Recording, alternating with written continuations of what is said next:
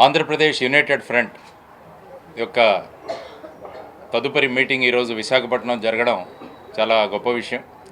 విజయవాడలో అందరం కలిసి సమైక్యంగా అందరం కలిసి పోటీ చేద్దామన్న ఒక నిర్ణయం తీసుకోవడం జరిగింది. ఆ తరువాత తిరుపతిలో, బాపట్లలో కూడా మీటింగ్లు ఏర్పాటు చేయడం జరిగింది. ఈరోజు విశాఖపట్నంలో మనం అందరం కూడా కలిసాం. ఏపీ యునైటెడ్ ఫ్రంట్ ఏర్పడడానికి ప్రధానమైన కారణం మా కోఆర్డినేటర్ రఘు గారు మీకు తెలియజేయడం జరిగింది.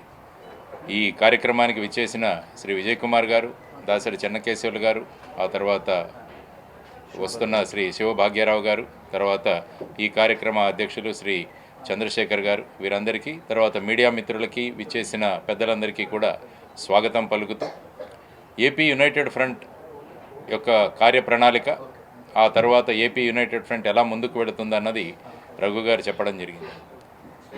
మనం ఒకసారి 1977వ సంవత్సరానికి వెళ్దాం. 75 నుంచి మన దేశంలో ఎమర్జెన్సీ విధించడం పడింది 2 సంవత్సరాలు.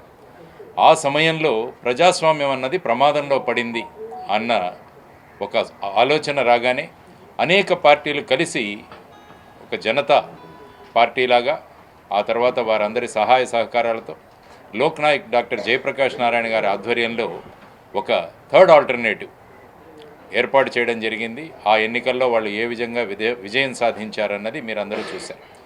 కాబట్టి ఆ సమయంలో ఏ విధంగా ప్రజాస్వామ్యం ప్రమాదంలో పడిందో మేమందరం కూడా ఇప్పుడు అనుకుంటున్నాం. మన భారతదేశంలోనూ ముఖ్యంగా ఆంధ్రప్రదేశ్లో ప్రజాస్వామ్యం అన్నది ప్రమాదంలో పడింది. అది కేవలం ఒక స్టేట్మెంట్ ఇచ్చేసి నేను వదలను. ఇది ప్రజాస్వామ్యం ప్రమాదంలో పడిందనడానికి కొన్ని సూచికలు ఉన్నాయి. వాటి గురించి కూడా మాట్లాడుకోవాలి, ప్రజలు వాటి గురించి తెలియాలి. ఎందుకంటే ఎప్పుడు చూసినా ఎన్నికల్లో ఈ పార్టీ ఆ పార్టీ అనుకుంటూ మాట్లాడుతున్నాం, కానీ విషయ పరిజ్ఞానం అన్నది చాలా అవసరం. ఓటు వేసే ప్రతి ఓటర్కి కూడా తను ఎందుకు ఓటు వేస్తున్నాను, ఎవరికి ఓటు వేస్తున్నానన్న స్పష్టత తీసుకురావడం చాలా అవసరం.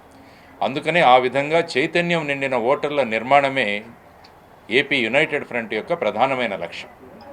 వారి ముందు అనేక విషయాలు ఉంచి వారిని ప్రభావితులు చేసి వారి ఓటు చక్కగా వేసి కేవలం పార్టీలకు కాకుండా వ్యక్తులు వాళ్ళు సమాజానికి ఏం చేస్తారు అన్న దాని గురించి మనం ఆలోచించాలి. అందుకనే కాళోజీ నారాయణరావు గారు చాలా చక్కగా అన్నారు, ఏ పార్టీ వాడు కాదు ఏ పార్టీ వాడో చూడండి అంటాడు ఓటర్. ఏ పార్టీ వాడో కాదు ఏ పార్టీ వాడో చూడండి, ఏ టోపీ పెట్టుకున్నాడో చూడకండి, ఎన్ని టోపీలు మీకు పెట్టాడో చూడండి అంటారు ఆయన. కాబట్టి ఇటువంటి విషయాలని ప్రజలకు తీసుకువెళ్ళడం చాలా అవసరం.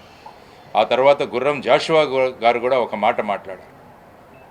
మానవత్వం లేనివాడు మతం గురించి మాట్లాడతాడు, మానవత్వం లేనివాడు మతం గురించి మాట్లాడతాడు, గుణం లేనివాడు కులం గురించి మాట్లాడతాడు, పస లేనివాడు ప్రాంతాన్ని గురించి మాట్లాడతాడు అని.